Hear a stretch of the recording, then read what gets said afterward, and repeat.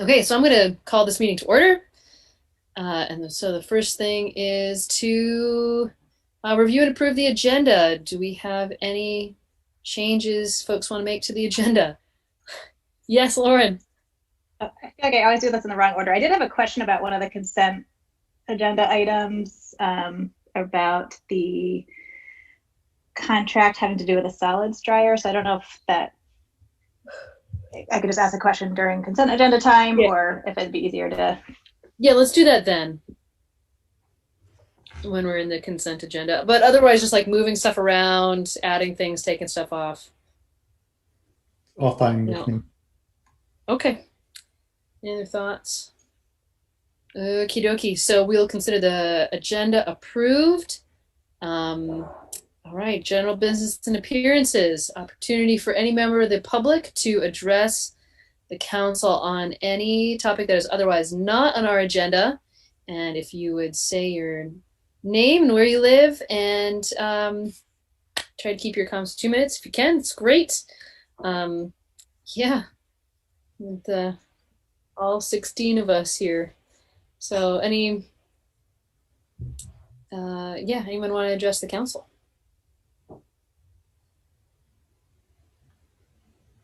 And just to be clear, folks can raise their hand using the raise hand function under reactions, or turn on your camera and physically wave, or you can just unmute yourself and let us know you want to say something. But I'm guessing that no one has, I'm not seeing anyone. So, all right, we're going to keep going then. On to the consent agenda. So Lauren, if you want to go ahead. Sure, thanks. Yeah, so just about the, sorry, trying to find, so item H on the consent agenda, the engineering contract for the solids dryer evaluation at the water resource recovery facility. Just I wanted to note for the group, the mayor and Donna Barlow Casey were at a meeting last night of the Montpelier Energy Advisory Committee, and there was just a question raised of had that gone out to bid. Like people were like, it seemed like a kind of expensive contract for just a feasibility study. So I just had the question about that, and I know that there's been some kind of a lot of staff in and out in the last couple of weeks. I don't know if Donna has the answer to that, and I just wanted to flag. I'm hoping that part of that will be scenarios that will not necessarily, like looking at the economics, if we are not able to sell the biosolids because of the contamination issues, like that we would have, what is it in like the scenario where we could, if we're able to treat it at some point and could sell them, but just knowing that like they could be a situation where we weren't able to actually sell them. And so like the drying the solids and having less to ship and stuff is still going to have some savings, and it's still a useful exercise, and I know everyone was interested in seeing it, but just I'm hoping that will be part of it. And I don't know if Donna knows that off the top of her head, or just wanted to make sure that we would be looking at kind of different iterations of it, just knowing there's that contamination issue that is still kind of concern. So, sorry, I don't know the details to that. I was in for part of today at work, and Kurt was in. I had assumed he would be on this call. I think is he on the call? he's not, but I also thought he was going to be on for the plan, the water sewer master plan. So we may just want to hold that question for now, and we can always vote it at the end of the meeting if we don't. But I think you're right, Lauren, that those are the issues that should be addressed, is all options, because at the end of the day we've got a bunch of methane to get rid of, and we got to figure out what the best way to do it is. And it maybe power generation, even if it costs us money, might be cheaper, depending on what our options are. So is your, but I don't know the answers. But it sounded like we were going to maybe try to get some answers, or at least hold off on voting this to the end of the meeting, perhaps. What do you think about? If Kurt pops on for the meeting, in the meantime, we can try to reach him. and maybe I'll get try them. and do that. And so you can vote the rest of the consent agenda, hold on that, and we'll see what we have for an answer, if we have an answer by. Donna, at the very join, we could just ask him those questions. Was it bid, and does it consider the options of, if we can or can't sell? Okay.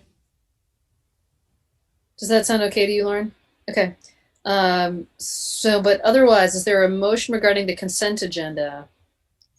Jack. Move the consent agenda with the exception of item H. It's actually item I. Oh, no.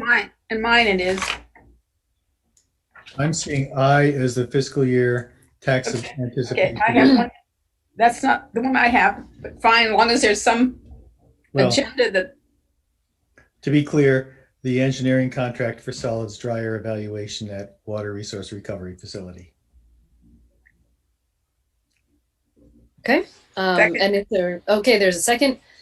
Any further discussion about consent agenda? Okay. All in favor, please say aye.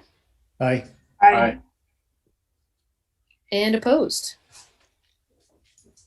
Okay, so the motion carries, and we will take up the solids dryer evaluation engineering study towards the end of the meeting. And so for now, we are on to the water sewer master plan, which is, I think,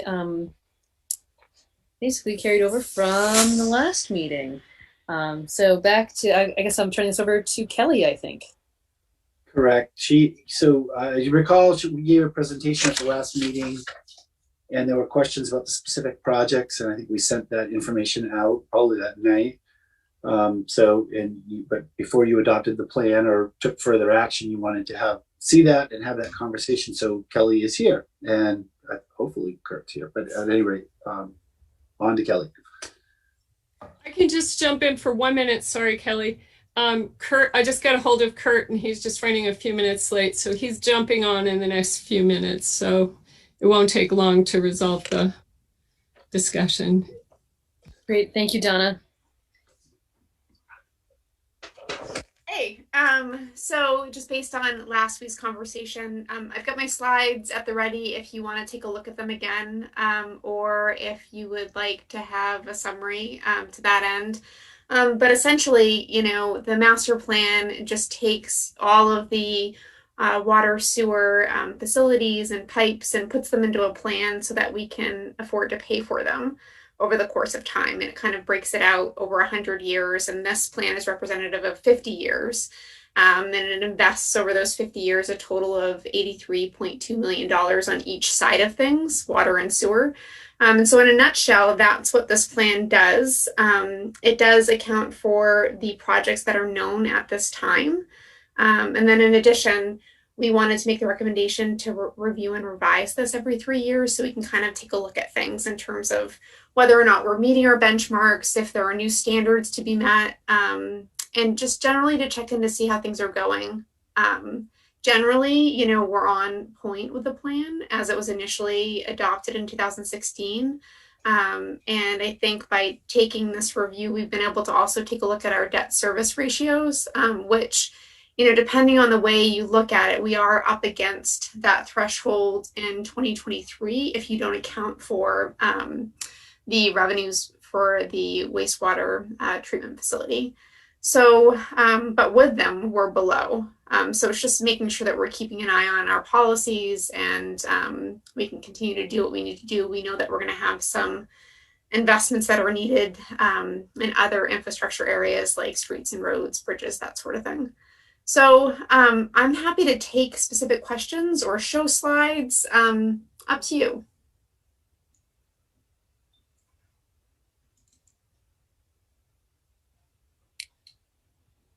Any questions folks have?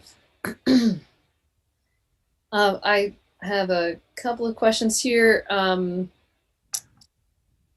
There are a couple of things that I feel like I have to hold in tension in looking at this this information. Thank you for sending it along. One is one of the graphs looks like we are not really going to get started in serious replacement until like 2027. Is that okay? So that's accurate. That is accurate. So for the first couple of years of this plan, it's just sort of based on the appropriation and based on what we had in place to start, and then we really start to ramp things up. And so that's what you're kind of seeing in the trend. Yeah, and Madam Mayor, the primary that is, because I think it is important to understand that, is we have this huge debt payment for the water treatment plant, which drops off, and once that drops off, then that fund money is available to be repurposed into line replacement. Yeah, that was the thing that I was thinking I was holding in tension, right? So on the one hand, it would be great to do more projects sooner and to really start ramping up now. But the tension is that we have this debt service. And I recall your graph where we're sort of slightly over the recommended policy, but for a very short while. And that's sort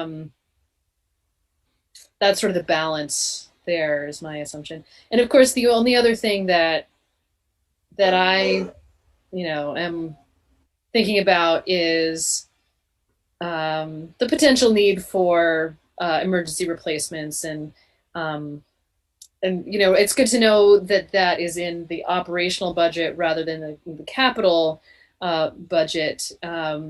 But anyway, I'm very interested in making sure that we have sufficient funding for that. And it does sound like we do kind of have our hands tied until that debt service is generally paid off or reduced. Well, we have our hands tied if we also want to stay within the rate structure we've proposed. I mean, sure. We could try to raise more revenues to pay for stuff early. Yeah, no, fair enough. Any other thoughts or questions? From the public, Steve Whitaker here. Sure, go ahead, Stephen. I would also request at your discretion opportunity for public comment. It's the website that would not serve up an agenda for call-in details for until Donna was kind enough to send me a replacement. Sure, that's fine. With regard to the water and sewer, I think I think further investigation of options for certain projects to begin to, especially remedying problems. We can't tolerate sewer gas at East State and Maine for 4 more years just because, that's part of a grand plan. That's just obnoxious sewer gas, and it makes our town, smell like a sewer. And there's a restaurant used to be there. There's a new bakery opening right there. And similarly, the kids were swimming at the confluence and they were unaware that the combined sewer overflow comes in right above it, right above the bike path bridge. These kinds of things cannot be tolerated for 4 more years out. You need to insist upon an emergency, prioritized. What are our options to begin to tackle some of these priority projects sooner, even before we start, total replacement? But I just want to emphasize that's there are a number of projects like that, but those 2 come to mind immediately. Thanks. Thank you. Other comments? Yeah, Lauren, go ahead.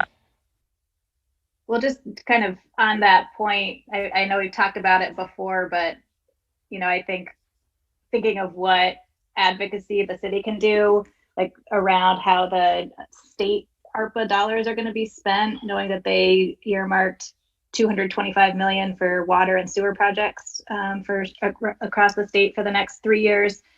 So, I'm sure the city staff are on it, but, making sure that we're front of the line, because I think that's exactly the kind of project that, these funds could potentially help us accelerate. Of course, there's like a massive backlog all over the state, so we'll be in competition for all of that. But certainly, it sounds like the projects that they know are ready to go and like geared up and could get the money out the door in that 3-year window. I think it's going to be the trick. So just underscoring, us being as ready to jump on any opportunities as we can and making the case for those. Yeah, we agree. And actually with regard to the ARPA funds, assuming we get the full amount and the county situation gets resolved, you may recall we had about 1.4, 1.5 million in lost revenue that we had allocated for general fund projects, but there was another $500,000 to $600,000, some of which water and sewer are eligible. So as we think about how to spend that money as well, there is we could in theory have funding in the next year or two to be dealing with some of these direct issues outside of our normal rate structure. So we're obviously waiting on pins and needles to hear how that funding comes, because it could make a giant difference for us. But yeah, I have one more comment / question, I guess. I want to recognize that I'm a layperson. When I ask this question, my understanding is that some of our water infrastructure is in iron pipes, and that we've been replacing some of our piping with high density, basically PVC. And I just want to express concern that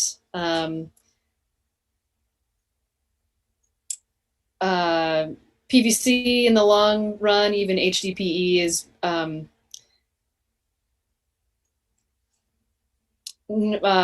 worry about chemical interactions with that, some flavor of interesting chemical in the future. And wondering about, and I know it's basically impossible at this point to get iron piping. It's also significantly more expensive if we could. Wondering if there's, are we replacing iron? So first of all, am I correct about that? In that we still have some iron piping, and are we planning on replacing that iron piping with HDPE? Yep, hi, this is Kurt. I can answer that question. Great, thank you. So the very early pipes in the city were constructed of cast iron. In the 90s, the city went to a ductile iron, which is kind of the new metal pipe available. You can no longer get cast iron pipe. And what we experienced is from the clay soils in the city is that we were getting very early failure in the ductile iron pipe. So a lot of that pipe that was in the 90s is already failed. That was installed in the 90s is already failing due to corrosion issues. And that's really the reason why we started looking at alternate materials. We started with PVC. We did some PVC projects, but when we really dug into it, HDPE, is the only really available material that has the 100-year design life that we're shooting for under the master plan, and can really absorb the pressures, because we have such high pressure in the city. It can expand and contract rather than a rigid system. Every other pipe system is rigid. And so after a period of time of these pressure fluctuations, they weaken and fail. On the HDPE, we do soil testing and do a chemical analysis on the soils to make sure there's no petroleum contamination or anything like that would potentially enter the water system. So we have a protocol in place for making sure we're not putting the water system at risk. Thank you, and I appreciate that. I've definitely had this conversation before, and so this is a good reminder for me. And then, so the ductile iron was a problem. Was the cast iron? I guess it's the cast iron is also rigid. So it's not going to be as flexible, but also, are we replacing the cast iron? We are. The cast iron was much thicker, which is why it's lasted so much longer. The wall thickness on cast iron is a half to 3/4 inch, whereas ductile iron's about like an eighth or a little bit more. So even though it is a rigid pipe system, because it's so thick, it has such a higher strength as it will last. But like I said, can no longer, they don't make cast iron pipe anymore. It was phased out many years ago. Okay. Well, thank you. Appreciate that. Sure. All right. Any other comments, questions? Any motions folks would like to make? Jack, go ahead. I move that we approve the revised water sewer master plan. Second? Okay, any further discussion? Okay, all in favor, please say aye. Aye. Aye. Okay, and opposed? Okay, so that motion carries. And so I think we have one. Madam Mayor, while Kurt's here, you may want to take up that other consent agenda. Yes, let's do that now, and then we'll give Stephen an opportunity to have some public comment, and then we will go to item 7, the outdoor recreation as economic development presentation. All right. Lauren, do you want to just reiterate your question about the dryer study? Sure, thanks. Yeah, so there were two questions. One, at the Energy Advisory Committee meeting last night, it was just, the question was raised if it was a no bid contract or if we'd gotten multiple bids. People thought that it was just a little expensive for a feasibility analysis. So I just wanted to ask that question.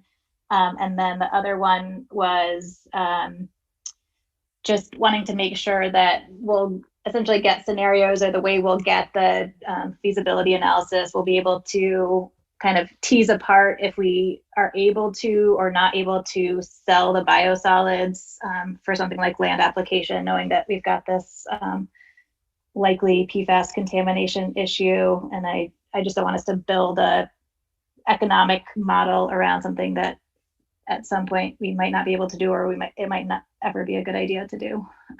So I was just hoping, like, the information we get, I presume it would be, but just wanted to just confirm that from you, Kurt. Sure. So we did not bid out the feasibility study, and the reason for that is it's really tied to gas production. The methane production really impacts the feasibility of the dryer study. And Brown and Caldwell was very involved. That's the engineer doing the feasibility study, very involved in the phase 1 contract for design. And they have a direct working relationship with ESG, who was our construction manager for the phase 1 project. And so ESG is really working. They're a subcontractor to Brown and Caldwell on this project to provide, some of that gas analysis piece. And then the advantage of Brown and Caldwell is that they have, they have all the plans. They're familiar with the project. They're familiar with the site. The cost is not, really out of line, I don't think, with the feasibility study. It's similar to other projects we've done. I didn't see it as a red flag, the price that went along with it, but that was the reason why we did not bid it out. And we also confirmed with the funding agencies. We spoke with DEC and USDA to confirm that they were okay with a no bid feasibility study, a no bid contract for awarding this. And because Brown and Caldwell did the original preliminary engineering report for the plant, we're basically amending that preliminary engineering report to include the dryer. So it is eligible for both USDA and state funding. We want to make sure that was all set before we brought it to council. As far as the solids disposal, we've had some discussions with the residual management group from DEC. They've confirmed that with a Class A solid, you can use this material for topsoil. They the project will or the study will verify whether or not this is a Class A material, or will be able to achieve a Class A material. So I mean, as far as selling it, I mean, that's I guess that we won't really know if we can sell it, but we'll have an idea if we can use it. We've talked high level about maybe trying to set up a contract with the state potentially for using it in topsoil in their projects, or maybe other towns. You know, as a municipality, we can't sell it to the private sector, but we can to other government sectors. So there's certainly a possibility there. It will not be able to be used for you know, human consumption, crop growth. You know, you could use it for growing corn for feedstock, but not for human consumption crops. So, hope that answers your questions. If I'm happy to follow up if you have other concerns. Go ahead. Can I just say, so like, I guess I'm just assuming that like the way we'll get the information though, we'd be able to tell like if we're able to make money off of selling the biosolids. Just I've been, you know, part of conversations with state lawmakers that have expressed concern about the use of biosolids that contain PFAS. And so, I mean, who knows from a policy perspective what will happen, but I just don't want us to get locked into a scenario that if our options shrink. So, I mean, I'm assuming like that would be like a line item that we could say, well, if we can or can't, we can kind of make that judgment of like how big a driver and the cost is that piece of it versus being able to, you know, the other potential benefits of being able to dry it and have less transportation costs and that kind of thing. So well, there is hoping it's presented in that way. Yeah. So the first dryer we looked at, you know, the company RMI, they will manage the solids for us and do profit share. So there's an option there. There's a fee associated with that if we went, you know, through their contracting. But they have said that they would, you know, they would take the material, manage it for us, and then share in the profits from that sale. So I think that is a certainty. You know, the regulations, of course, are not certain in the future, but we did confirm with the state that we could at least use it for topsoil material in the interim for our own projects, and then potentially, like I said, partner with other municipality or government agencies. But yeah, that's certainly a part of what we're going to be looking at. The overall economics is you know, key to the project. So absolutely, we'll be looking at that. Thanks. Any other questions? Okay, is there a motion regarding the engineering study? Go ahead, Jack. I move that we approve it as it's found in the agenda today. I'll second. Okay, any further discussion? Okay, all in favor? Aye. Aye.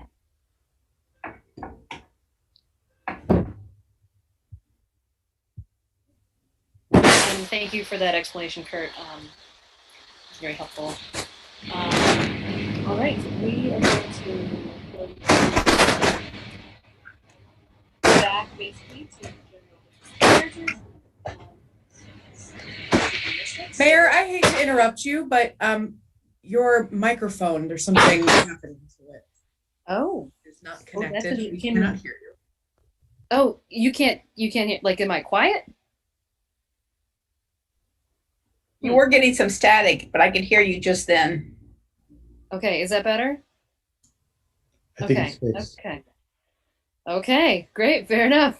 All right, right, so we're gonna go back basically to general business and appearances.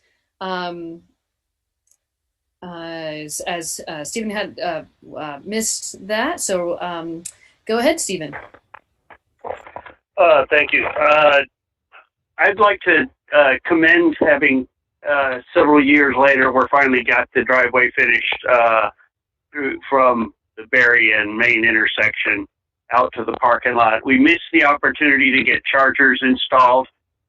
both soliciting Tesla to put some in and put the other class, whatever chargers in there, and make that this a downtown destination for charging so people could shop and eat and wander the town while they charge their electric vehicles.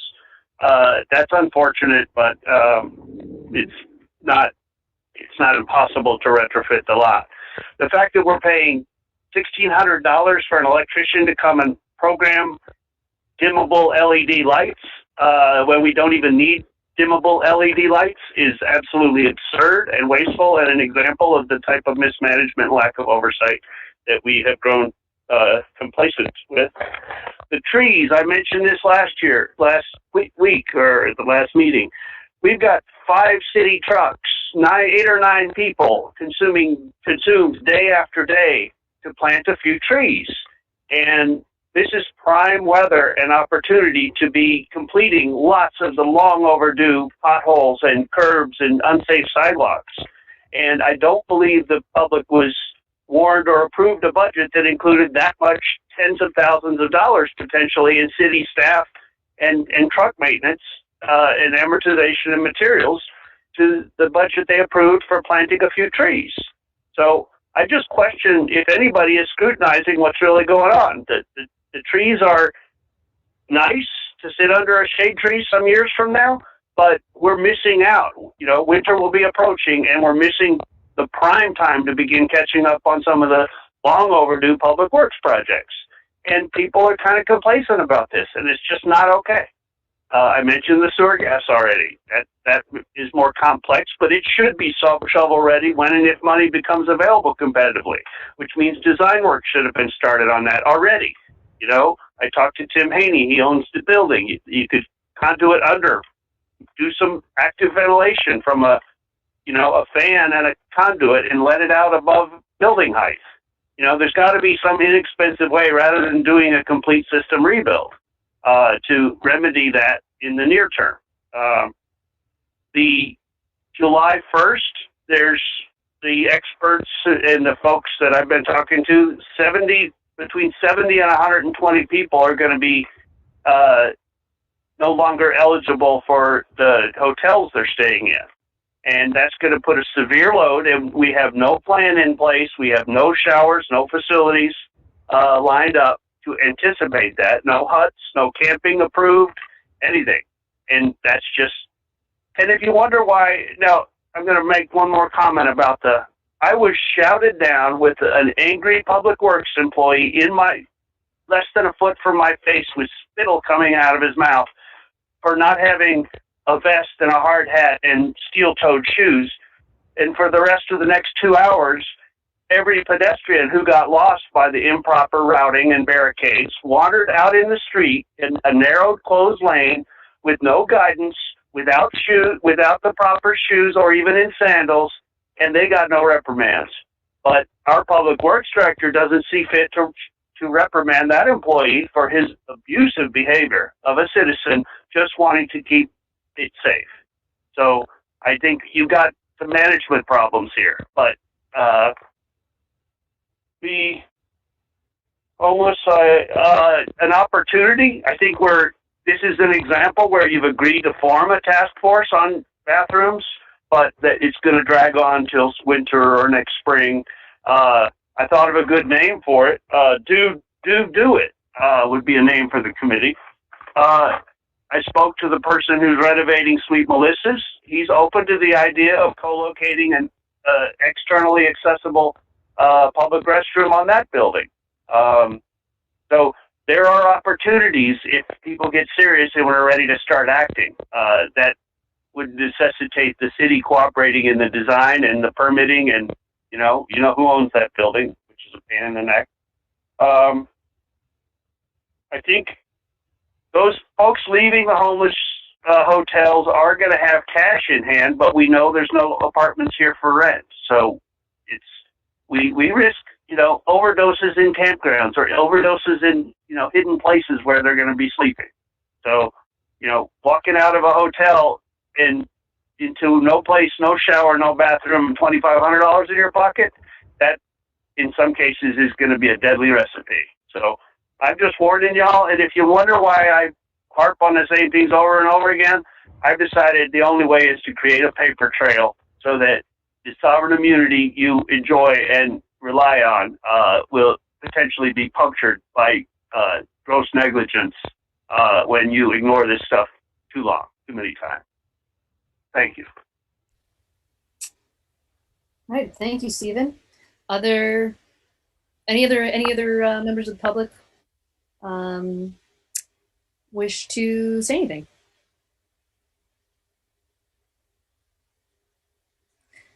Okay. All right. So we are going to move on then to the outdoor recreation economy presentation. Alec with the Prezi. Yes, millennial alert here. Yep. You all brought 3D glasses. If I could just tee this up a little bit before Alex starts. We have once a month a leadership team meeting where we try to look at bigger picture things and future, things other than getting stuff done, looking ahead. And we suggest items and we go through a process by which we vote on and select the topics. And Alec had suggested this topic of, Montpelier as an outdoor recreation destination for economic development. And that got selected as one of the choices, and we take turns leading the meeting. So I think it was May that Alec did his presentation for us, and we all liked it so much and were really impressed and taken by it that our collective reaction was the city council should see this and to be thinking about it, especially as we're going into strategic planning. And this particular meeting, because we didn't have a lot, it seemed like a good time to do this. So that is how we ended up here. The penalty for doing a good job in your staff work is that you get to do it again for the public. So thank you, Alec, for agreeing to do the rerun. But it was really a good job, well done. So I'm hoping you appreciate it as much as we did. Thanks, Bill, and thanks to you all for making the time for this. I appreciate having the opportunity. I am going to share my screen, assuming I can do that. Looks like I can. You can. And I did send this out to you before, and then I realized earlier today that for some reason when I exported from Prezi, it only exported about 2/3 of the slides. So if you did have the chance to look through them, there'll be some surprises here. So yeah. Basically, I want to answer the question listed above, how to grow Montpelier's outdoor recreation economy. And I just want to spoil the ending right up front, which is that the short story is, the way that I see it, Montpelier, there are a lot of towns in Vermont with great outdoor recreation, and there are a lot of towns with great downtowns. There are very few towns that have vibrant downtowns that are seamlessly connected to outdoor recreation. And that is the sweet spot that Montpelier could hit. And our downtown is clearly a strength of ours. And the outdoor recreation piece feels like a place that we are behind a lot of other communities, but a potential growth area for us. So this presentation is going to be all about making that connection between outdoor recreation and our downtown and economic development. So it has four pieces, and I'll go through them. Just to get us on the same page, we'll talk about what exactly is outdoor recreation and what are some communities that are positioning themselves as outdoor recreation destinations. Then we'll talk about what some of the benefits are, which is the why bother bubble. And then we'll do some sort of baselining about where we're at, especially in relation to other communities, and then talk about some strategies that we could use to capture some of the benefits that I'll go over. So what is outdoor recreation? It's not that complicated. It's anything outside. And the spectrum is like a nice amble from the new shelter to the tower that takes you 20 minutes all the way to ice climbing with skis on your back so that you can get like first tracks down remote glade. All of that is captured within outdoor recreation. And we'll see some communities that try to like focus in on a slice of that. And we'll kind of look at what slice of that Montpelier could potentially focus on. So some examples of communities that are doing a particularly good job. There's a, nationally known Brevard, North Carolina. If you talk to anybody about outdoor recreation destinations who are sort of in this field, this would definitely be in the top 5, top 10.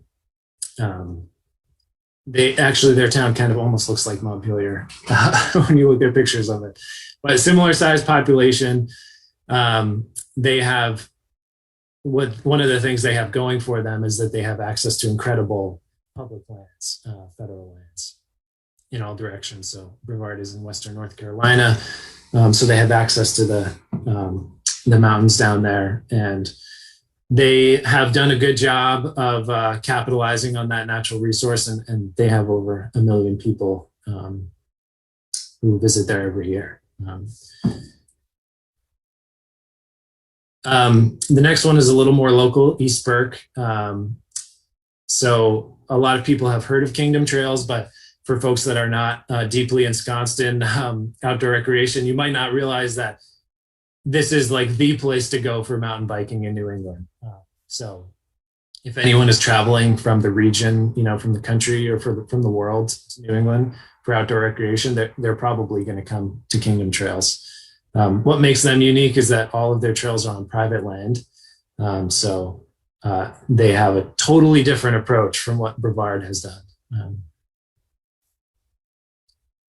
And then even closer, the Mad River Valley. And I picked this one out because I really like their approach. I think it matches a little closer what we could do in Montpelier.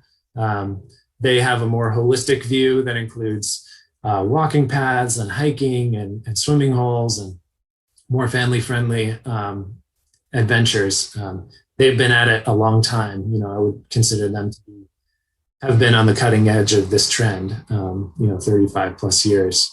Of course, there are multiple ski mountains, ski resorts in the valley, which certainly helps their case. But if you look at what they've done a lot that is off of the mountains and knits these communities together. So there are some video links if you want to check them out. I won't show them because it'll take too much time. Let me just change one thing here. Pause.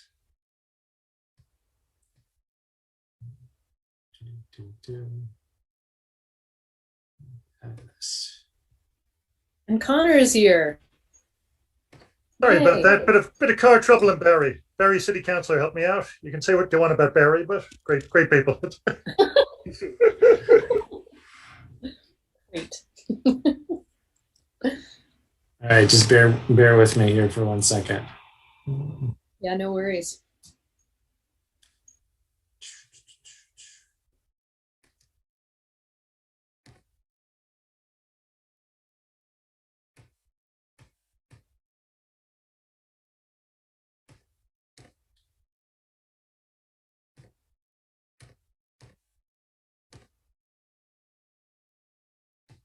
Okay, I'm back. Share screen.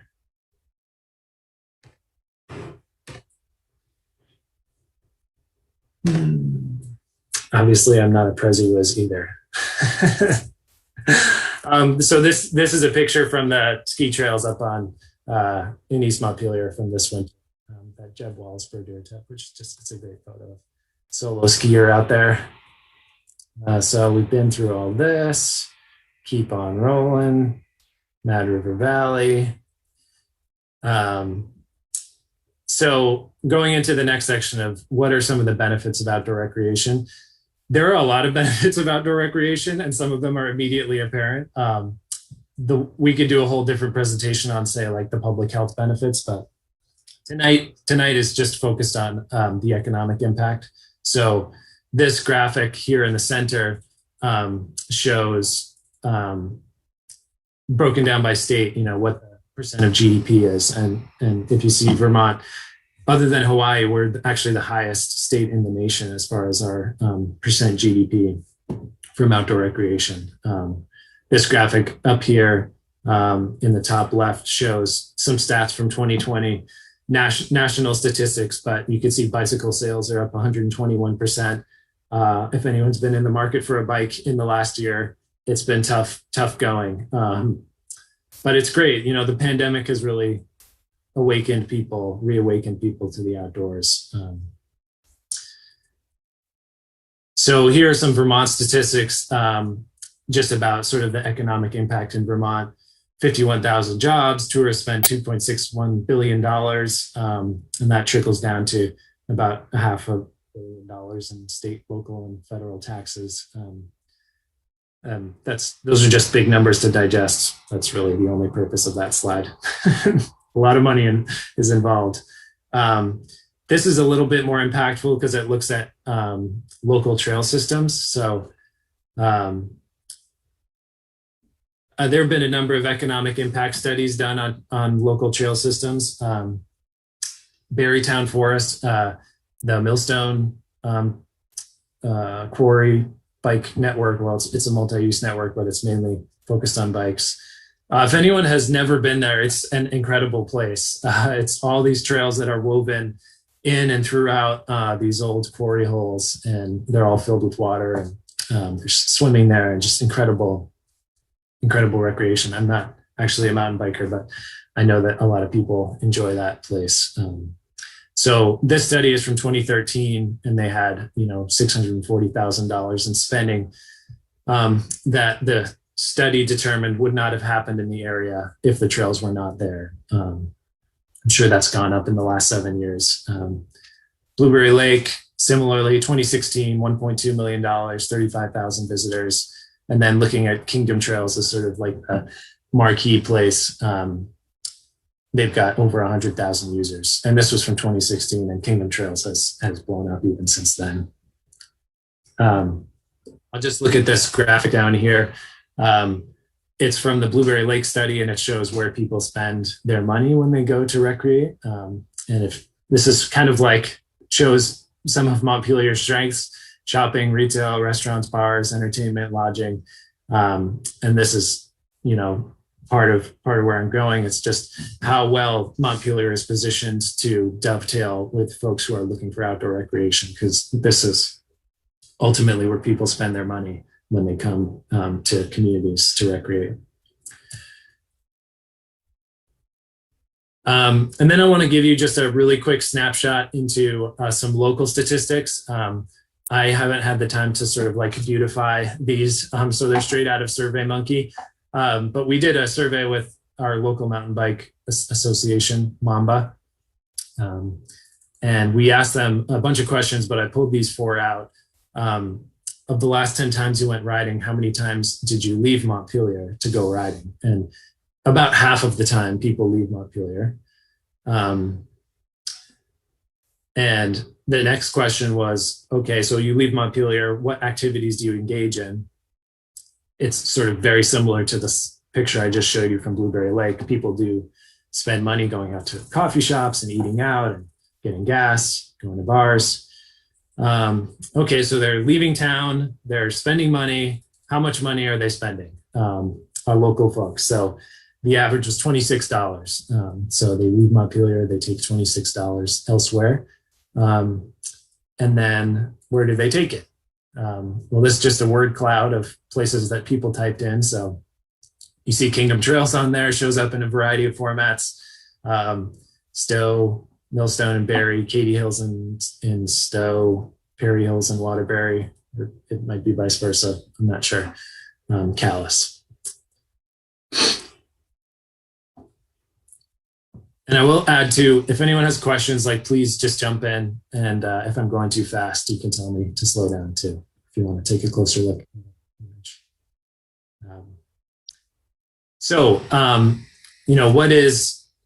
What is the right fit for Montpelier?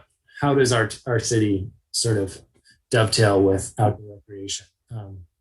This is a graphic from a national study on outdoor recreation that was put out was just released a few weeks ago.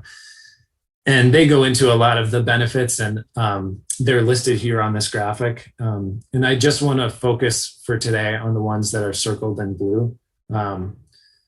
And so we'll dive right into tourism.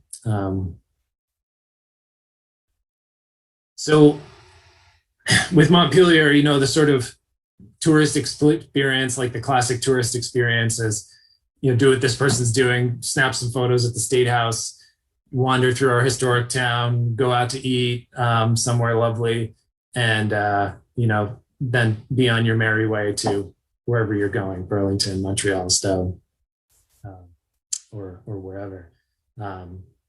So what we're trying to do with outdoor recreation is to turn a few hour visit into an overnight visit or a weekend visit. So maybe you come to Montpelier, you do that 3 hours that I just described, but you also go for a ride at the North Branch Trails, and then you have dinner in town, and then you stay overnight. And then the next day you're in your car, you're going over to Barrie to the Millstone Trails, you're going out to eat in Barrie, coming back here, having dinner in Montpelier, staying another night. And then, the week, it's a nice weekend package and you're on your way. This is really, I think, an aspect of our community that I think we undersell, which is that we're so close to so many amazing outdoor recreation destinations year round, between all the ski mountains and all the amazing mountain biking and all the hiking. And then you add to that stuff, all the things that are right here in town. If we're able to sort of package that for people into something that's more attractive and they can hold on to, that will draw more tourists to town. There's a lot of people who I think would much rather stay in Montpelier than stay on the mountain in Stowe or Sugarbush or somewhere. Or similarly, like folks come to go to Kingdom Trails, they're coming to Vermont. Maybe they don't want to stay in East Burke. Maybe they want to stay in Montpelier, and the mom wants to go shred gnarly bike trails at Kingdom Trails, and the dad would rather stay in town and eat ice cream or something. Or people have different interests, go to movies. So we can capture those folks who want a more rich experience. On the right, I just put some numbers as far as what Kingdom Trails has found in their economic impact studies. This is from non-Vermont people who are coming from outside of Vermont. Day visitors spend $376 per party is how they broke it down. And overnight visitors are spending, triple that, at least quadruple that.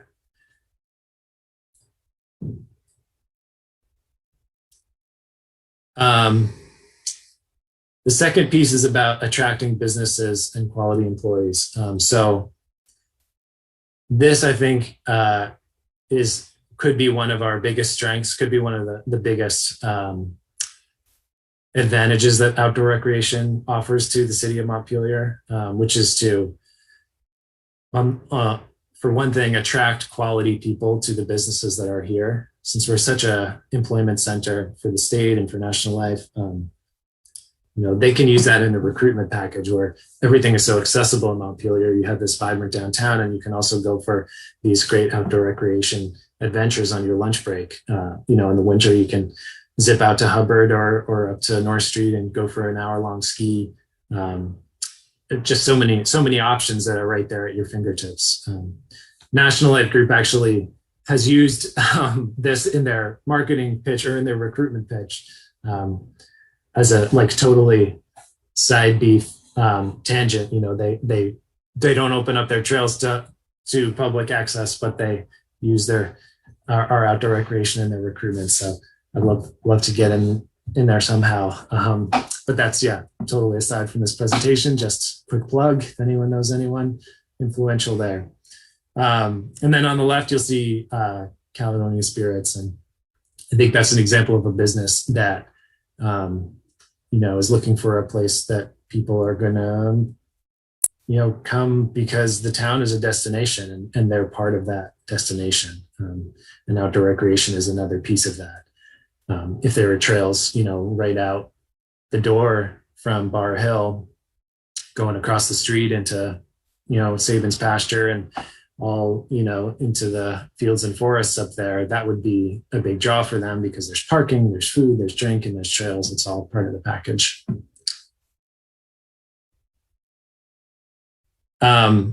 The next piece is kind of bringing in that like $26 statistic from Mamba.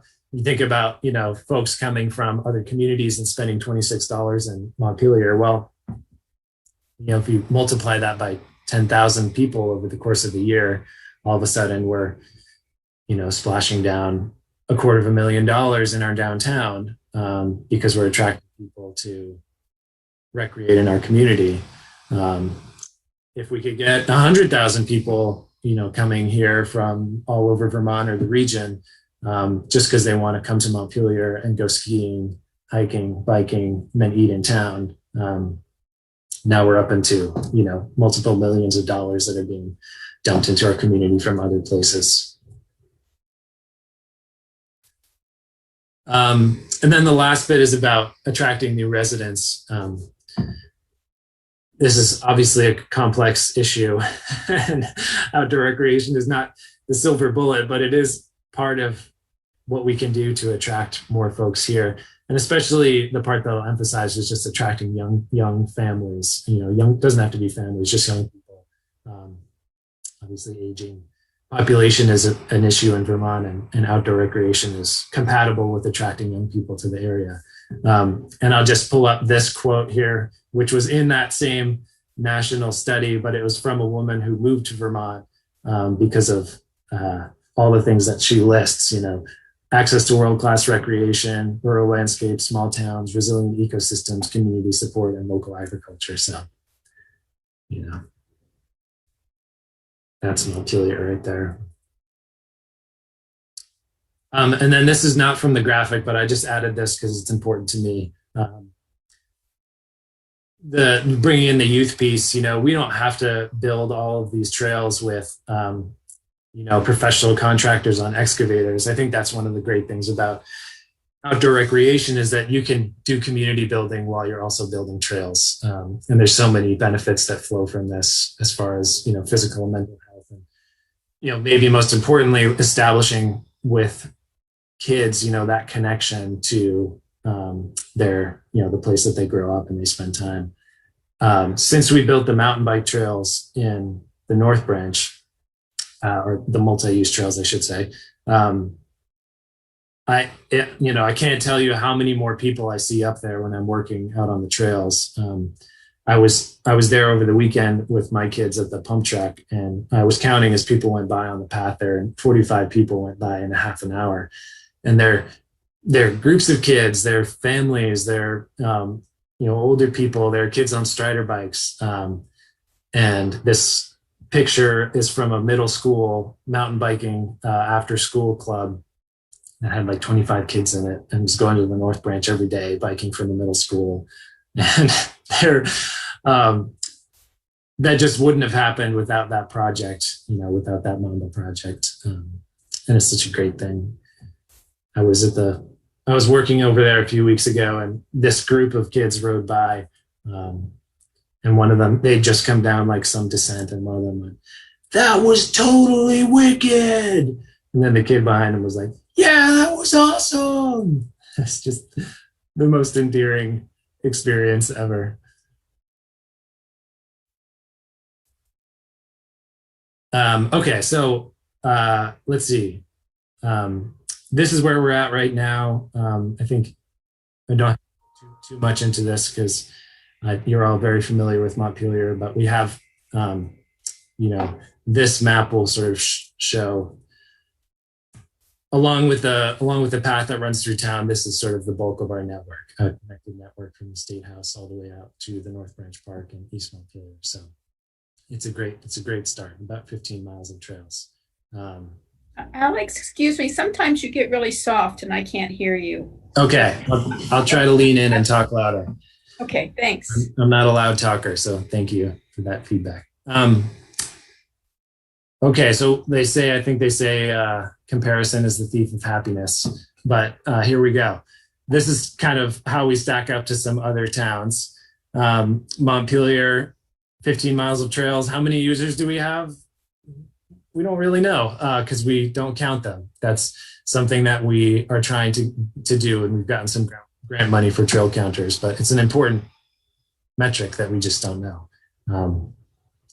Other towns, looking at Waterbury, 20,000, Barrytown, that's old statistic. I'm sure they're way up from that. All the way up to Kingdom Trails, which is well over 100,000 users now. And then in terms of miles of trails, you know, a lot of these communities have double, you know, triple and more actual miles of trails. And that's an important metric, which is that, you know, when folks want an outdoor recreation experience, they're generally looking for something that's longer than Montpelier can offer at the moment. At least, you know, at least with biking and skiing and some of these more active ones. I would say we're like 5 to 10 years behind the communities that have been riding this wave, and like 10 to 30 years behind those that were really on the cutting edge of this. But it's, you know, it's not all bad. We have some great things going for us. And obviously our downtown, our historic, just amazing downtown is really stands out. And people come here for the State House, Hubbard Park. We're centrally located, like I mentioned before. And we have amazing topography, like many towns in Vermont. You can be from a upland forest down to like a very lush riverside environment within, you know, on one trail. And then the rivers. I mean, I know we've talked about this before, but the rivers that we have are just such an underutilized resource for many things, outdoor recreation among them. If we could get on-water recreation into our matrix of offerings, then that would be a whole nother thing that we could offer to folks who want to come here. And then I put a question mark after strong, stable employment because, well, that's a little bit unknown as far as when folks are coming back or if they're coming back, but hopefully that's still going to be a strength. And then we've also had some recent wins, you know, have gotten over $1 million invested in this sector for us in the last couple of years. A lot of partnerships here coming in, and talking about Mamba, Montpelier Alive, Vermont River Conservancy. I won't go through all these here, but there's just been a lot of good momentum lately. Yeah. And that's all, you know, sort of non-budgeted money coming into Montpelier, new money. All right, so we're into the last section here, which is, you know, what are some strategies that we can use to capitalize on our strengths and seeing the benefits of outdoor recreation. You know, the first step to doing that is really understanding, you know, who are we? What are we chasing here in the outdoor recreation field? Because it's a broad field. And so answering the question of who are we could be, you know, let's start with who we're not. We're not a resort town. We're not like one of these very rural destinations like you see in Trails or Greensboro, Randolph. We're not a big second home spot attracting, you know, folks like the Valley or Waterbury, Stowe kind of places. We also don't have access to huge federal land, so we're sort of a small community, both in land and in population. And then we don't have a college or some sort of like large institution, educational institution to anchor our community. But we do have a lot of strengths, and I'm not going to go through these in the interest of time, because if anybody knows Montpelier's strengths, it's probably this group. But the takeaway for me here is that we have a community that's really well set up to capture the benefits of outdoor recreation. People who are coming to engage in outdoor recreation are looking for what Montpelier has. We just don't have the outdoor recreation piece of it. But if and when we do, we have everything else that folks are looking for in spades. So this work as far as like strategies has really come out of work we've been doing with Montpelier Alive. So we got a grant to work on outdoor recreation and economic development with Montpelier Alive from the Trust for Public Land. And then we got another grant from the state of Vermont with sort of the same mission as part of their VOREC program, which stands for Vermont Outdoor Recreation Economic Collaborative, VOREC. And they, Montpelier Alive, because they are a conduit for so many things going on in Montpelier, and they're also like what people see when they come or when they're looking at Montpelier. They've been really helpful. You know, Dan has been really helpful at helping us sort of hone our vision of how we can make this effective. So 3 strategies. Number 1 is telling the right story. And this was the takeaway that I, set up top, like amazing downtown, amazing outdoor recreation, seamlessly connected. That's a beautiful combination right there. And then telling the story about how close we are to all kinds of other outdoor adventures. Partnerships are going to be really important here. On the left are sort of some of our outdoor recreation partners, and on the right, some of our economic development partners. Strategy number 2 is strategic investments. So, number 1 is connecting our trails to our downtown so that adventures can start and end downtown. A good example of this is like the State House path being connected into Hubbard Park, which is then connected to North Branch Park. Well, can we get that? Can we improve that gateway to our parks to, A, be more visible, B, potentially have more uses? Could we somehow incorporate bikes into that state parcel so that you can park downtown, bike all the way through Hubbard and out to the North Branch Park and into East Montpelier, come back and you end downtown. And then you're right where you want to be for food and everything else that you want. There's a number of projects that, are have a lot of potential as far as adventures starting and ending downtown. Number 2 here is growing, our large natural areas to create longer experiences, or connecting different areas to create longer experiences. And that, an example here would be like, if National Life were to open their trails to public access, for example, like all of a sudden that would be a whole new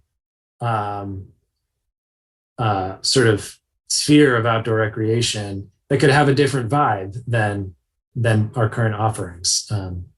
So different people are looking for different things. We don't want to build all like screaming mountain bike trails everywhere. We want peaceful hikes. We want ADA accessible trails. We want on-water recreation. We want winter activities. Having that variety and having longer experiences is how we're going to get there. I showed that statistic about sort of the number of trails that folks have. If you think about Kingdom Trails having over 100 miles of trails, we're very far from there. Like we may never get to 100 miles because we're just too small a community. But with partnerships, both in Montpelier and without, we can start getting closer to that. And that sort of dovetails into the last bit, which is just thinking about some of our regional partners. Certainly Wrightsville jumps out, the Cross Vermont Trail with the new bridge going in. Other towns too, like Northfield has a plan now to have a bike path all the way to Montpelier to the border. Berry City would love to be on board with the CVR. And so there's some momentum behind some regional conversations. As we got, as part of our VOREC grant, we partnered with the Regional Planning Commission to host regional meetings with outdoor recreation and economic development stakeholders to develop ideas for the region. That CVRPC is sort of like holding that ball because it's just too big for Montpelier Parks to take on. And we just had the first one last week, and there are some great ideas that have come out of that. including like a sort of regional recreation district, kind of like Wrightsville does, but on like a bigger scale. And there's a lot of, VOREC funding coming down the pike. So that type of partnership is what VOREC is looking for with this grant round, and could be a real growth area for the region. So that is the end of the strategies, and that's also the end of the presentation. And so if folks have any questions or comments, or if you felt like there's any glaring omissions, I would love to hear them. Great, thank you. Okay, great. Thoughts from council? Oh, first of all, I guess I'll just jump in and say that was delightful. Super interesting, very informative, really encouraging, actually. Even though we may not be these other destination towns, it sounds like we have a lot of potential. And yeah, I'm looking forward to just hearing about some next steps. I do have some other thoughts, but I'm going to hold off on that for now. Other comments or questions from council? Yeah, go ahead.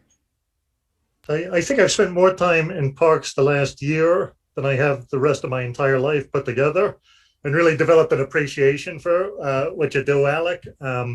Just the cross-country skiing, I was talking to like a family over by the North Branch there, saying like, they cross-country ski all over America, and it was like the city maintained trails that are some of the best they've ever seen. So like that's a real credit to you guys. So a bit of a selfish question, but disc golf is the fastest growing sport post-pandemic there. And I was a bit curious behind the old shelter, noticing a few baskets pop up. So, I see this as something that could bring tournaments to town. Like people travel for this, and there's some really big events. So is that just a private course that's kind of starting up? Do you have an update on that? That is a private course. It's very well posted on the Hubbard Park side, and I don't know the folks, but if they want to make it public access, I'm all for it. And I completely agree with you that a city disc golf course would be a wonderful thing. Just place and funding for it is all we need, really. Yeah, go ahead, Jack. I can really relate to this presentation. As you were talking about attracting people, I was thinking about the 2 days I spent in Vermont when I was interviewing for a job to come to work here, and the interviews culminated with me sitting at the Montpelier Office of Legal Aid that used to be on Elm Street, and we were up on the second floor, and the executive director pointed out the window behind him and said, "See, people in this office go cross-country skiing up there at lunchtime." And it was true, and it was great. It was a real attraction. I think that what you're saying here is really captures some of the opportunities that we have in Montpelier. I don't know if anyone else remembers this, but it was about 2 years ago. We had a presentation at the city council from a guy who was wanting to put on a big Frisbee golf tournament at Wrightsville, and he had grand designs of bringing people in from all over the country to come and play here. And if it ever happened, I never heard about it, and I expect it just never happened. But while you were talking, I did a search for tournaments in Vermont, and they're all around: Jeffersonville, Enosburg, Randolph, Montgomery, Brattleboro, Waterbury, North Calais, but nothing at Wrightsville. And it seems like that's something that could easily be done. Not easily, because I know it takes a tremendous amount of effort to organize any kind of tournament, but it definitely seems like an opportunity. And so I think this is a great idea to be thinking about how we can expand what we're doing to bring even more people to this great community.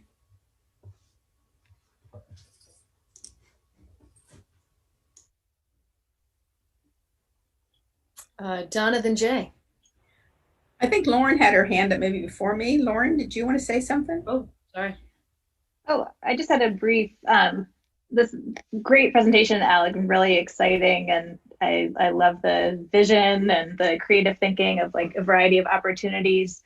I was curious, like kind of in the vein of what Connor and Jack were asking, like how often in what you're finding, like for those towns that become the hubs, like how often is it like events or something like that centers, like that draws people in and then they're like, oh, like what a great community and like I want to come back here and recreate, versus just like other forms of advertising or like trying to, you know, get pieces in like Outdoor Magazine and other places that you might be able to get attention and get people to like think of us. So I was just curious about that piece, because I mean I think you're building like amazing stuff and the expanding it, you know, more broadly and regionally, and us as a hub for other great destinations nearby and all that. It's like, how do we get people to come discover it? So just curious about that. Yeah. Every community has their own secret sauce, I think. And it's a little bit hard to pigeonhole one thing. If I were to point out one thing, it would just be that the communities that are really successful are identifying their strengths and then telling their story really well, and then the people come. It's probably not that complicated, but like Kingdom Trails, you know, they're a beautiful rural destination. And it's all on private land, and they have told that story really well. And people sort of come there to like see this amazing collaboration between, you know, the residents of Vermont and the school trail system. So, you know, for us, that's why the Montpelier Alive connection is so important. And, you know, all the credit to Dan for having that mind, you know, because it's certainly not where my mind is necessarily going. But when people look at Montpelier, they have no idea what Hubbard Park is or the North Branch Park or Greenmount Cemetery or anything. You know, they just go to Montpelier Alive and they look at what's on offer there, and that's what they do. So that particular partnership is so important for us to present, which I think what your question was, to like present everything that we have to offer in the right way that people can actually find it. Does that answer your question? Yeah, and I mean, like, can we get Kingdom Trails marketing plan? How do they tell that story really well, and where? And then I guess just the other piece I was curious about is like events as attractors. Like, are there places where like if you hold certain like annual events, and I know we've got some great ones already, but was that like an anchor or like an attractant that you found successful in other places that we should be thinking? Yeah, I don't think I really know to that level of detail what has made people successful. I will say, actually, this was the picture in the presentation, but I didn't zoom in on it. You know, our economic development strategic plan, when you look at all of like the page that has the all the plans, you know, the 5-year plans, outdoor recreation is not on there in any single one of them. And that, you know, that's a good plan, and it was written by smart people, but I think it just shows that like this was not really on our radar when that plan was written. And so as we update that, and, you know, I guess this is really why I'm here, is to like just draw attention to this as a potential strength for our city. And as we update that, like those kind of questions of like, how do we be successful as an events, as a marketing, and how exactly we do that is probably like the next layer down. But I don't feel like I have the expertise to really know that at this point. Go ahead, Donna. Yes, and to build on that, I guess I'm remembering when Jeff and you came, I would say 6 years or more ago, talking about this kind of idea when the Kingdom was first starting their trails. but we didn't put a lot of money, if any, towards it. But you've gone out and gotten grants and made partnerships with all sorts of private landowners as well as groups, and you have expanded our potential.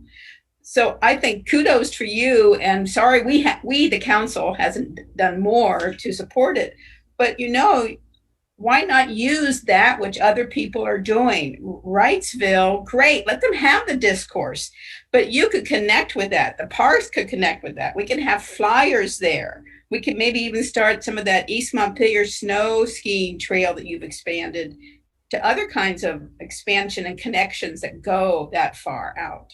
So I think we don't have to do everything ourselves, but we can connect to those things that are there. Even Waterbury, Northfield, we can put and market our trails there because there's something different. And then we also have different restaurants to connect with them. And once they come, they'll come back. So I really encourage any way that we can assist you on marketing to the locations people are going and capture them to then come to us and to use us. Does that make sense? I love your presentation. Thank you. But yeah, that makes total sense. I mean, we in this regional meeting last week, there were, I think, more than 40 people. Wow.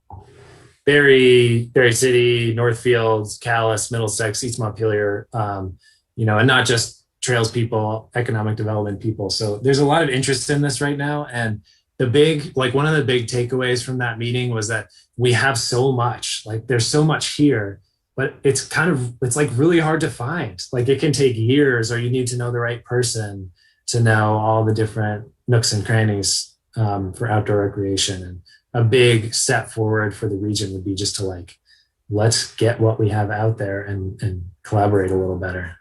So we need a lot more maps on our website, and probably old fashioned, we probably need some more brochure like things to put other places, or little posters we can put other places that are laminated. You could put on somebody else's trail, and they could put their trail on ours. I mean, let's bring them to Central Vermont. Let's share. But thank you. Jay. I've got a lot of thoughts on this. I'm not quite sure where to begin. I've been fortunate to be having these conversations with Alec for a while. And I know we're not making a decision on anything tonight, but I guess if I was going to emphasize one point to the council is to not underestimate the potential of what Alec is talking about.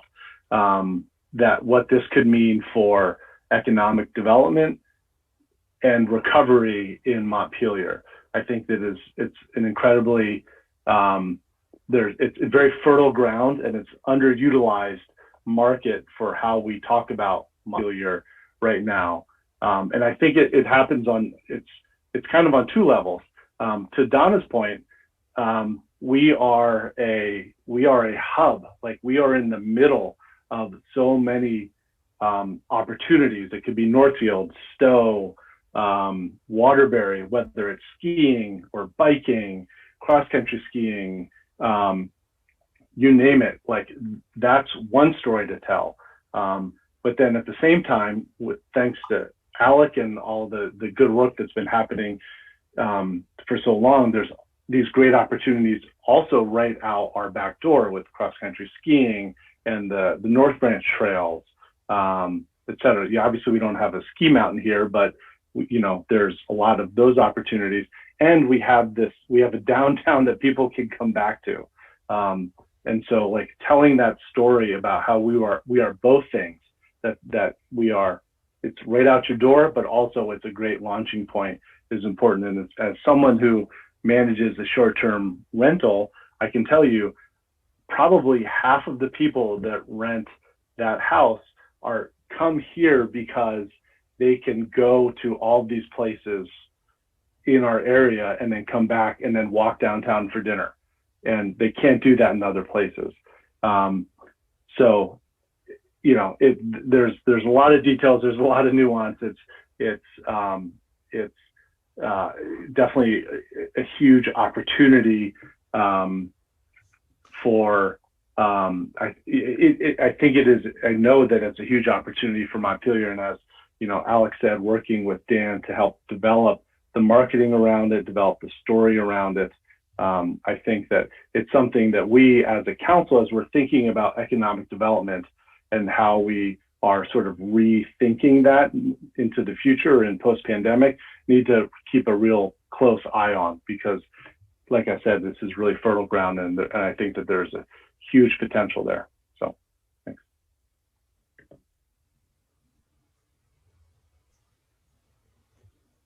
Yeah, thank you. I agree. Any other thoughts?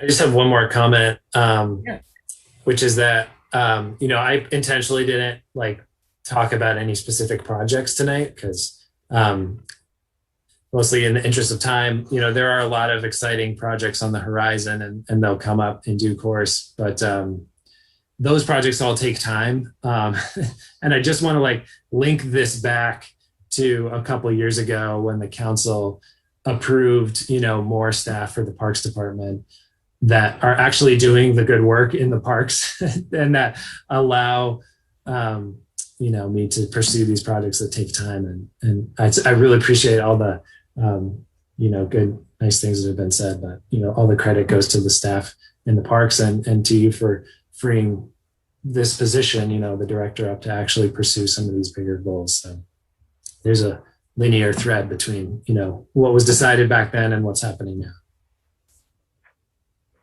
Yeah, thank you. I have one other thought here, which is one of the things that is on my radar is what was sort of mentioned, I guess, in your presentation regarding the rivers. So I know there's been discussion about having greater opportunity on the rivers for recreation, potentially creating some kind of a standing wave. Does that involve taking out dams? I don't know what what all would need to happen there. Also, I know that is more complicated because the state is involved as they own the bottom of the river. But I just want to put that out there as that the rivers to me feel like a really unique opportunity in that it's not something that I feel like I see. Well, the focus of your presentation was biking and trails, and fair enough. It would be interesting to see if there's comparable data for kayaking, for water recreation, and what is the opportunity that we have with our unique setup with the rivers. So that's something that I would love to explore more, especially as maybe I'm perfectly willing to be wrong about this, but it seems like there is opportunity there, for a narrative around water recreation. So that's, do you have any thoughts on that? Totally with you. I mean, VRC is working hard on that. We actually just found out that we did not get a grant to get to 30% design for dam removal. For what now? What's that? Oh, we lost you at the very end there. You didn't get 30% design for what? We had applied for a grant with the River Conservancy to get to a 30% design for removal of 3 dams in Montpelier, and it was a slam dunk, and we got denied on a technicality, which was a little annoying. But oh no. But there are other, that's definitely on the front burner as far as our partnership with VRC, and it's a long road that has to do with dam removals and CSOs and access to rivers. But yeah, definitely a priority, and appreciate your focus on it. I think Confluence Park is a great start. Yeah. And I want to recognize that is an expensive long road. That is fair. But it's, it's worth it's worth movement and as fast as we can. So thank you for that. Mayor, I have a comment on this when you. Go ahead, Stephen. I just want to point out that this, proposed increase of recreational traffic is going to be constrained by accessibility to public restrooms. It's the tourists, it's the homebound people, and it's the unhoused. They all going to need, in many locations. And similarly, the recreation on the water is going to be constrained by our dumping sewage and PFAS into the river. We don't want to attract people to be poisoning themselves. So these are, sobering and unpleasant dimensions to, our grandiose plans, but we haven't been able to get bathrooms for 2 years. Let's anticipate our trail system, not growing for at least 2 more, Thanks. Thank you. Also, I'd like to point out that we do have public restrooms available in the form of porta johns. So it's not that they're not existent, but we could certainly do better. But thank you. All right. Other thoughts? Yeah, Jack, go ahead. Just one small point as we're talking about the trails in Montpelier, not really appropriate for biking trails, but I would include as in maps and stuff, the trails at the cemetery. For walking, it's there's a lot to see there, and it's definitely something that would attract some of the population. Some people who want to do that. Sorry, you said the cemetery? Yeah. Yeah, cool. Yeah, thank you. And Mayor, I requested the presentation 45 minutes ago. The copy of the presentation be emailed, and I still haven't got a response. Thanks. Okay. Noted. Thank you. Oh, I like it too, because it was expanded from the one we got with the agenda, if you could, Al. Yeah, I'll figure out a way to get you the whole thing after this. Great. Lots of good data in there. All right. Any other thoughts or comments on this? Okay, great. Thank you. Thank you again, Alec, for this. And yeah, really inspiring, and look forward to further conversation about how we can help make this happen. Thank you. Right. Appreciate your time. Yeah, for sure. All right, so we are on to just the last part of our agenda here, council reports, and then we are basically done. So we'll go around in our normal order, if that's okay with you, Donna. I'm going first. Oh, you're muted though. That's a good report. Quiet. Well, I hope our special meeting is really short. I'm going to go away to the ocean for 2 or 3 weeks, so I will be checking email irregularly. Hope you all enjoy yourselves. Bye. Have so much fun. That's great. Connor. All right, just a reminder, we got Juneteenth. That's going to be Saturday at 5, food, music. It was a great event last year, and the organizers are encouraging folks to wear masks at that celebration. So try to be there if you can. Thanks. Yeah. Jay. I'm going to pass tonight. Thanks. Great. Jack. I'm sticking with the theme. We passed our resolution commemorating Juneteenth last week, and then I just learned that yesterday a bill passed in Congress in the Senate to make Juneteenth a federal holiday, and the Senate is where it has not passed before, so it goes to the House, and that seems quite likely that that's going to happen. So I think it's a long overdue recognition. That's all I've got. Yeah, thank you. Yeah, that's great. Very encouraging. Lauren. Yeah, only thing I wanted to note was I just realized I think my city email hasn't been working, which I know has been an issue, but I've been getting enough emails to my my other email account that's linked to that I didn't realize it, I think, for maybe a week plus. So just wanted to apologize to anyone who has been trying to reach me through my city email, and I will work with the IT person to try to get that fixed. But apologies if anyone's waiting on responses for anything, and I will try to get caught back up as soon as possible. Thanks. Great, thank you. And I will also pass this evening. I think next is John. Nope, I'm good. You just can't see me, but I'm good. I'll pass. Okay.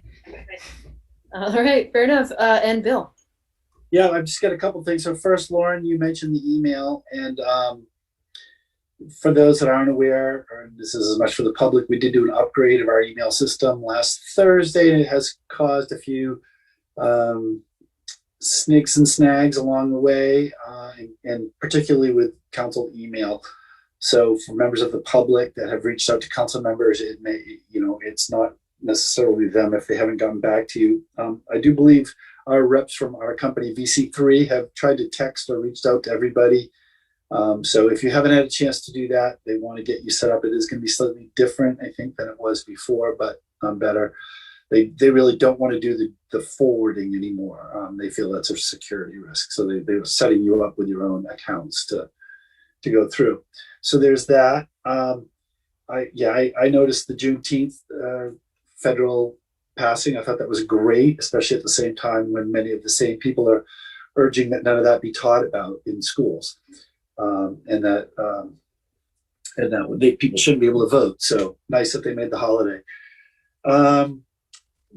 Cameron wanted to do an update about the pool. Good evening. Hope everyone's doing all right. So with the governor's change to some of the COVID guidelines, our state licensure has changed their requirements for the day camps and daycares as well. They are recommending masks for the children inside. So we have no reason to keep the facilities closed or anything separate. So we will be opening all of the pool facilities to the public. We are going to ask that unvaccinated folks wear masks when they enter the pool house, and we will be keeping the inside of the pool house. So we've basically created sidewalks around the edges for people to go to the restrooms and to use the showers, but the inside of the pool house will be reserved for the day camp. And we do ask that people, if they are unvaccinated, wear masks inside the pool house, just to keep our unvaccinated children safe. So we do want to let you know that, we're still on track to open on time, that we thought we were going to, aiming for the first week of July. So hopefully the July 4th weekend. We'll be communicating that soon. We'll have a better idea on that soon, but we have changed what our opening guidelines are going to be. Great, thank you.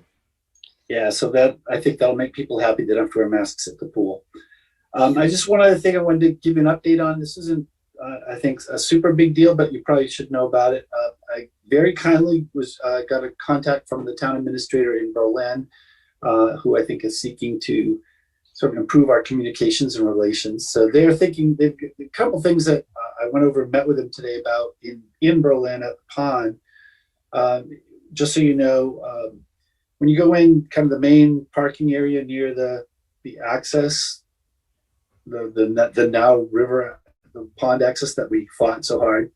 But as you go up the road to the left, I think that's called Payne Turnpike South, they're going to add a few more parking spaces there, particularly for walkers and bikers, because it is getting crowded. And we took a look at it. It's really all within their road right away, so they don't need anything from us. But I thought it was very kind of them to sort of let us know and just communicate and get our opinion. And I told them, I thought we weren't crazy about the access, but if it's there, we want it to be safe, and we appreciate, many people from Montpelier do use that facility. So that's the thing, in case you get asked about it, but none of that will be on city property. Secondly, same topic, or if people know the Darling Hill Trail, it kind of Irish goes, on the other side of the pond where you go up the hill. There's also really shaky parking there, not very much. So they're looking at putting parking, either reconfiguring the parking space there, or as you go right, if you go up the trail, there's like two stones, and then you go to the right, there's a big open field right there. And they're just thinking of making that field additional parking. And some of that could end up on the city's property. The road itself is town right of way, but this city property. And again, I didn't feel that was going to be a big problem, but I do feel like we should have some sort of legal agreement at that point, either a use agreement or easement or whatever. So, and then lastly, they are making improvements to the bridge along there. Actually, the state, I think, and Vast and others are making an improvement to that first little wooden bridge. And again, that's all in the town right away, but while they're doing the work, they'll need to sort of take heavy equipment across city land.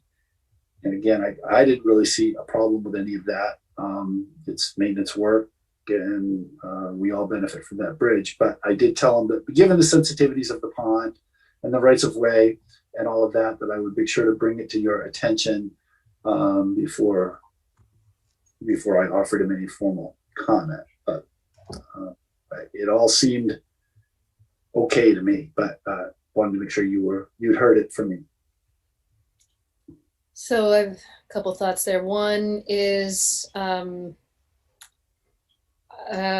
with the additional parking, I would want to know if there are either planned or the opportunity to plan swales in between where the parking is and the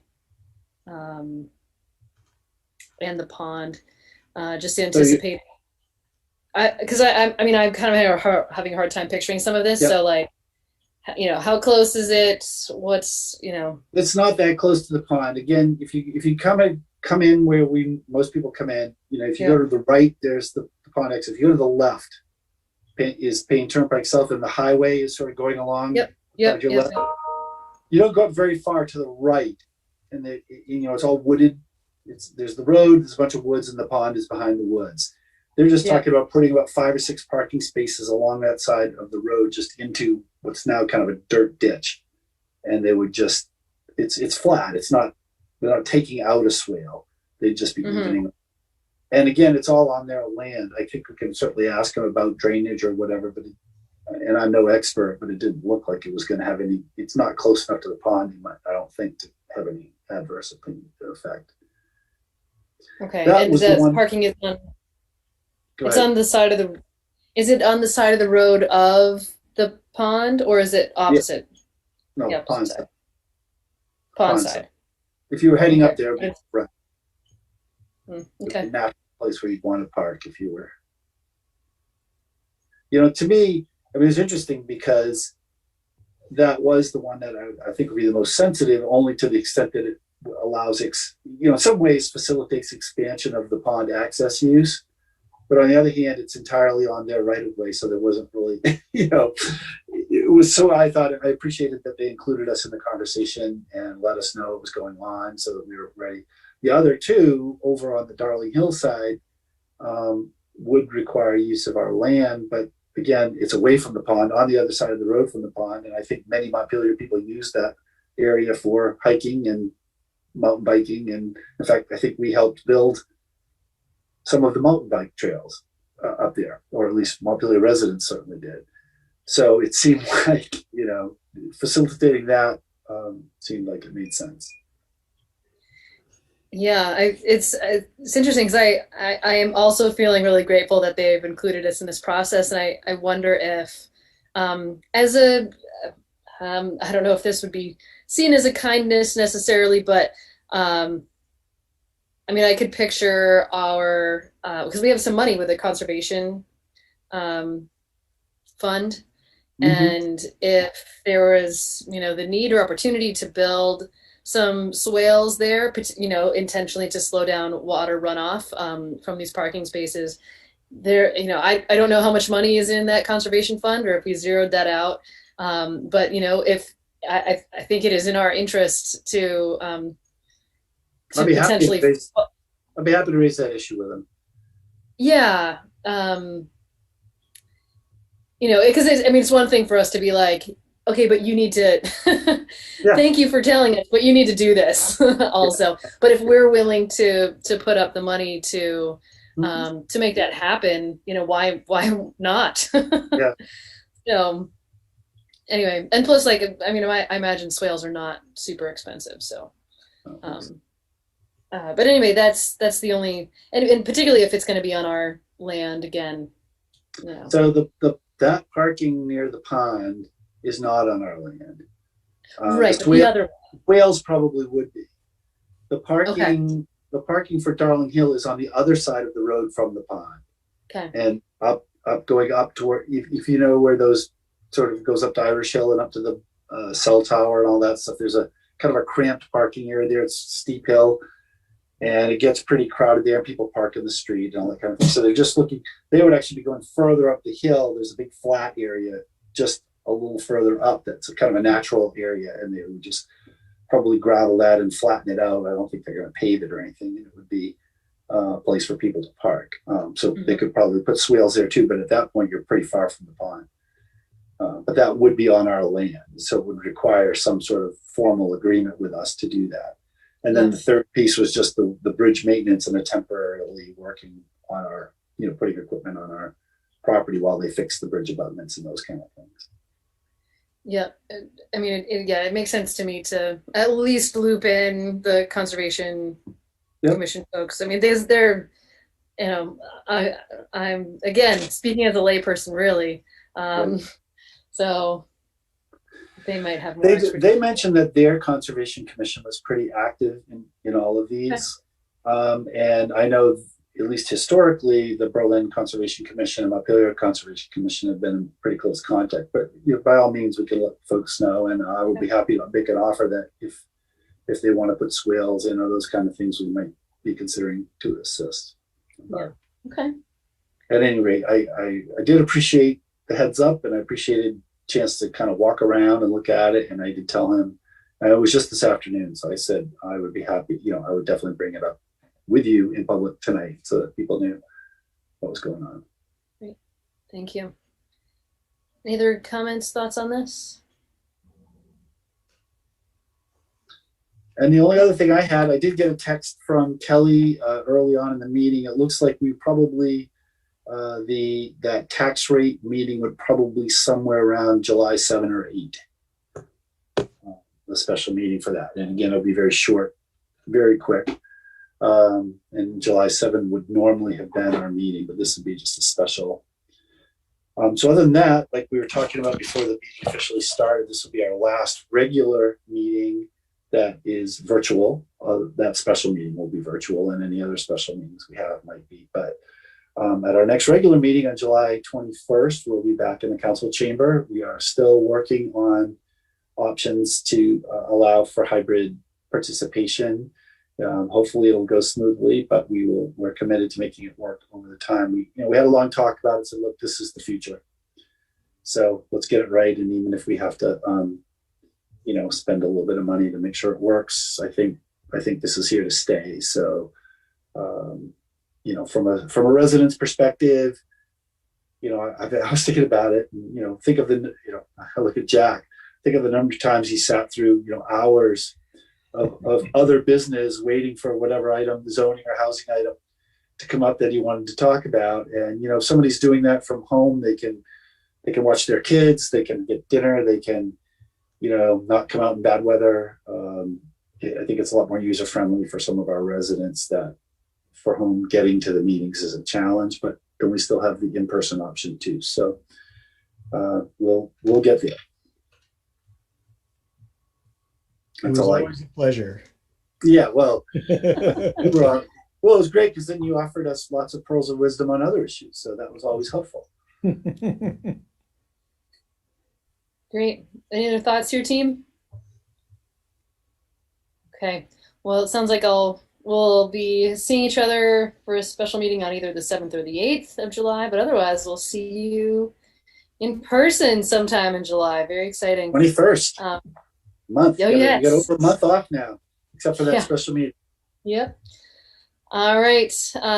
Well, that is the end of our business this evening. So thanks, everybody. And we finished before our scheduled break at 8:30, which is delightful.